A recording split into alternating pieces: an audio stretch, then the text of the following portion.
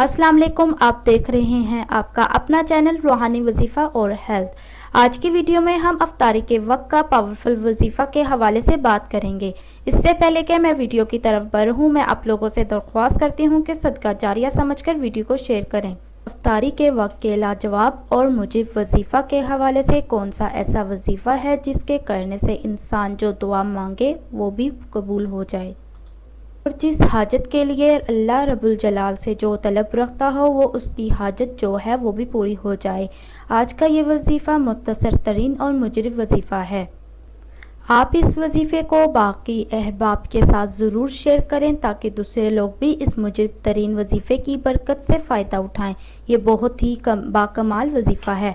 इंशाल्लाह आप जब इस वजीफ़े को करेंगे तो आपको ख़ुद अंदाज़ा होगा। हालांकि कायनात इस माह रमज़ान के सदक़े से आपकी तमाम हाजात को पूरा फरमाएं और आपकी तमाम तर दुआओं को कबूल फरमाएं। इफ्तारी के वक्त आपने ऐसे करना है, अल्लाह रब्बुल जलाल का इस्म गिरामी या रहमानु या रहमानु या रहमानु 3 मरतबा पढ़ने के बाद आपने पढ़ना है या अजीज़ु या गफ़ूरु या रब्बल आलमीन।